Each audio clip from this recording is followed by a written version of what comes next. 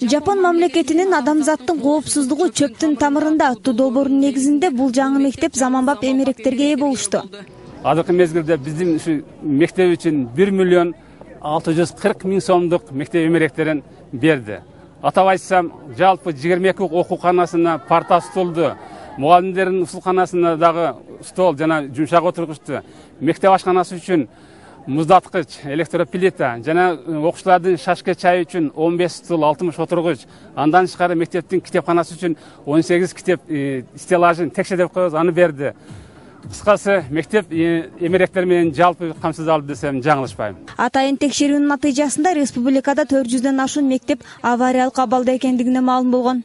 Алардын арасында Гүлбар айылындагы бул мектепте мамлекеттик бюджеттин негизинде курулуп, быйылкы жаңы окуу жылында пайдаланууга берилген.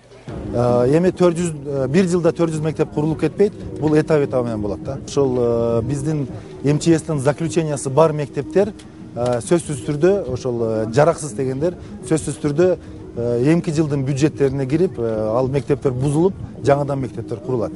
Иш-чарага Жапон элинин Кыргызстандагы толук жана айгарым укуктуу өкүлү катышып, берилип жаткан көмөктөр эки элдин ортосундагы достук мамилени чыңдоо максатын көздөгөнүн баса белгиледи. Я хочу выразить большую благодарность. Бүгүнкү иш-чара жакшы деңгээлде өттү. Араган элине жана жашоочуларына ыраазычылыгымды билдирем.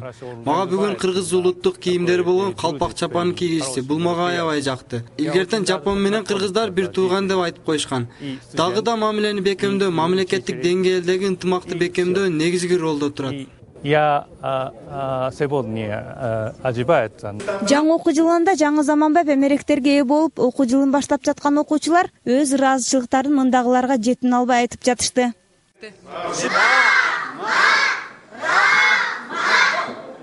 Долбоордун алкагында 5 бала бакчага гранттын негизинде акча каражаты берилген. Алардын катарында Коңгур өйүнү аттуу балдар бакчасына да көмөк көрсөтүшкөн.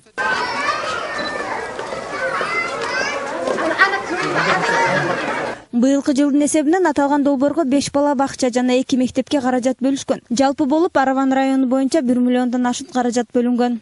Зыйнат Турдубекова, Надырбек Боронбаев, ынтымак.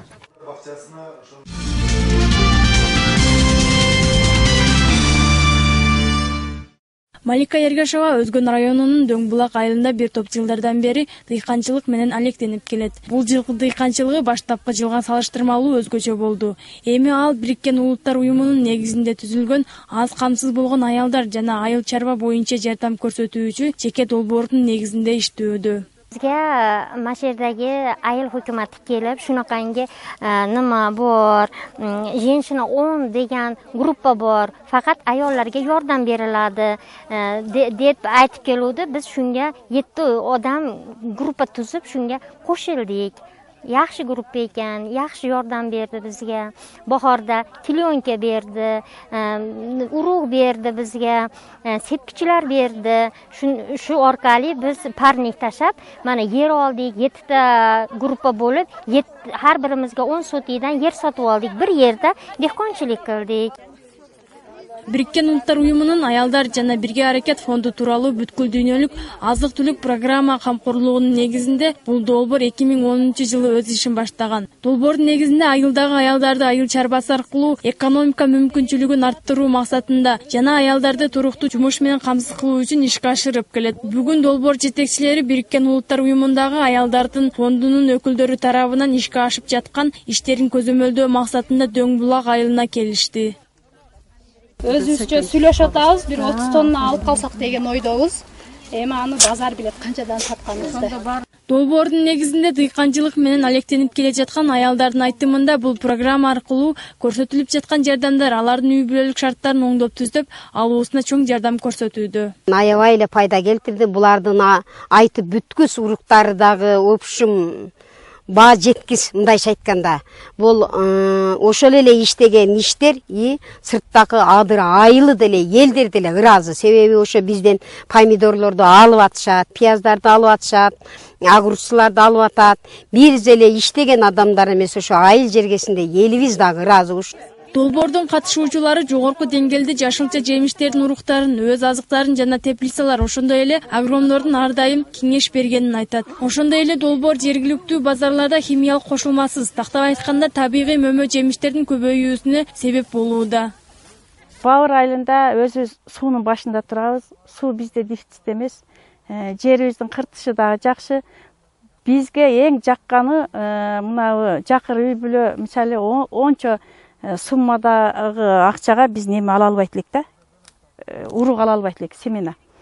Бизге ошо семена кымбат баалуу, жакшы үрөн бере турган семеналарды берди.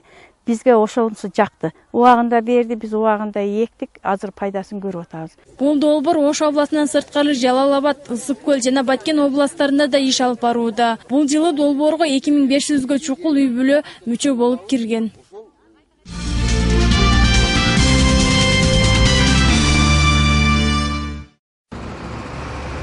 Бул жүк ташуучу унаага жол кырсыктан жапа чепкен адамдын үрөйү учурулган макети жана 7 талкаланган унаа жүктөлгөн. Авто кырсыктан талкаланган мындай унаалар Ош облусунун баардык аймактарын кыдырып чыкмакчы. Иш-чаранын максаты эл арасында унаа башкаруунун жоопкерчилигин түшүндүрүү экен. Бүгүнкү эле негизги биздин ушул иш-чараны өткөрүп аткан негизги себептери бул азыркы учурда өзүңүздөр билесиңер, жол транспорт кырсыктары аябай көп катталып, анын ичинен мынакей жаш өспүрүмдөрдүн катышуусу менен аябай жол транспорт көтөрүп көп катталып атат. Эми ушул күнгө чейин айтып кетсем, 103 жол транспорт кырсыгы катталып, 17 жаш жаран каза болуп, 108 денелерин ар түрү жаракатталышкан. Ушунун негизинде биз мына жалпы коомчулукка ушундай жол транспорт кырсыктарын алдын алуу боюнча ушундай агит жүрүш иш-чарасын өткөрүп, эң негизгиси ушу жаштарды ушундай жол эрежесин сактоого ойготуу негизинде ушундай иш-чаралар өткөрүп жатабыз. Сагынали Султанов Өзгөн районунун тургуну. Ал өз жумуштарын күн сайын унаасы менен бүтүрөт. Тиричилигин тынч өткөрүп, бирөөгө да өзүнө да зыян болбош үчүн жол эрежелерин сактоого аракет жасайт. Ал бүгүн үгүт жүрүштөн чоң таасир алганын айтат. Мындай нерсе, кырсык тарткылык нерсе үрөйүн учурат да. Ушуну көргөндө 80де кетип аткан адамда 40ка шагыткенде эле өзү эле автоматский түшүп калат да. Ушу нерселердин тургандары жакшы, баягы лежащий полицейский деп коебуз да. Муну өзүнүн тилинде кандай дейт, биз шопурлар ошондой деп коебуз. Онун тургандары деле жакшы да. Өткөрүлүп жаткан үгүт жүрүш дароо эле жыйынтык бергенин жол кайгыл күзөт кызматкерлери айтышат. Анткени райондор аралык жолдордо айдоочулар өтө катуу ылдамдыкта айдашчу. Үгүт жүрүш өтөрү менен унаалар жай ылдамдыкта өтө башташканы байкалган. Албетте бүгүнкү биздин өткөргөн агит жүрүш 2013 кампаниясы өткөндөн кийин жолдогу айдоочулардын жол транспорт кырсыгына алдын алуусу, жол кыймылынын өзгөрүүлөрү болду деп эсептейм. Ар бир айдоочу өздүк тартиптерин сактады. Бир аз болсо да ушу болуп өткөн окуяларды өз көзү менен көрүп, өздөрү акыл эсине келди деп ойлойм да. Негизинен бул иш-чара жол кырсыктардын алдын алууга жана азайтууга багытталат. Анткени жол кыймылын көзөмөлдөө башкармалыгынын кызматкерлери, жөө жүргүнчүлөр жана айдоочулар жол эрежелерин такыр эске алышпайт дешет. Алардын пикиринде жол кырсыктарын болтурбоо үчүн бүтүндөй коомчулуктун айдоочулук маданияты калыптаныш үчүн аракет жасоо керек. Эскерте кетсек, ушул жылдын башынан бери бир эле Ош облусунун аймагында 436 жол кырсыгы катталып, анын кесепетинен 97 адам каза тапкан. Жол кыймылын көзөмөлдөөчүлөр үгүт жүрүштү көргөндөн кийин өздөрүнө жараша жыйынтык чыгарып, жол эрежелерин сактоого аракеттенип калышат деген үмүттө. Зыйнат Турдубекова, Надырбек Боронбаев, Ынтымак.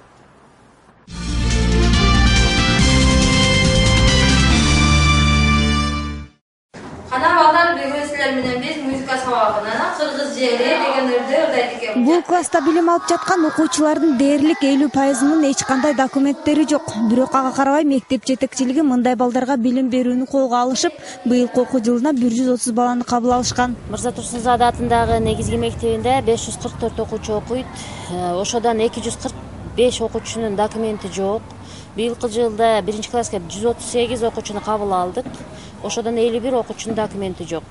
Биз документи жок окуучуну окууга тартпай коелук десек, Кыргызстан мыйзамында бардык бала окууга немеси бар да, укугу бар.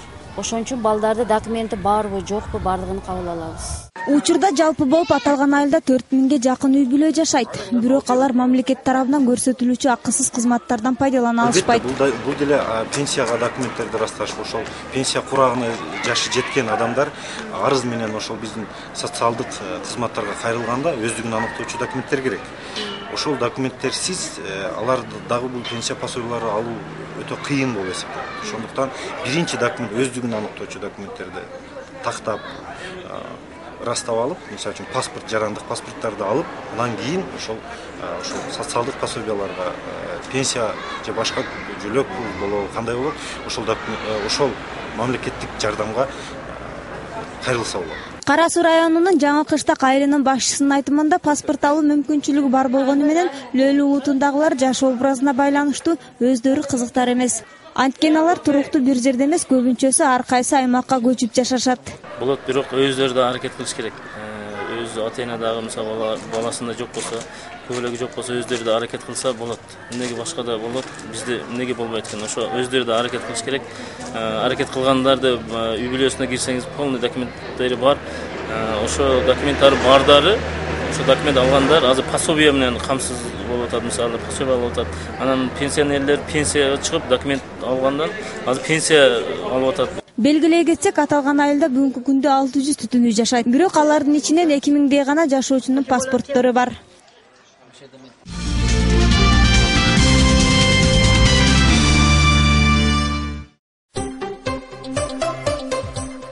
Улуттук банктын маалыматы боюнча бүгүн бир акш доллары 48 сом 99 тыйынды түздү, евро 66 сом 42 тыйын, Россия рубли 1 сом 55 тыйын, Өзбек сому 2 тыйын, Тажик сому эсе 10 сом 31 тыйын.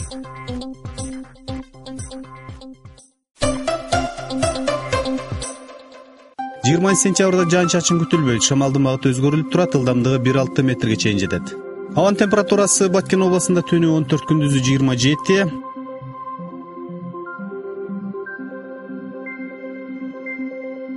Ош областында түнү 15, күндүзү 30. Жалал Абад областында да түнү 15, күндүзү 30 градуска чейин жылуу болот.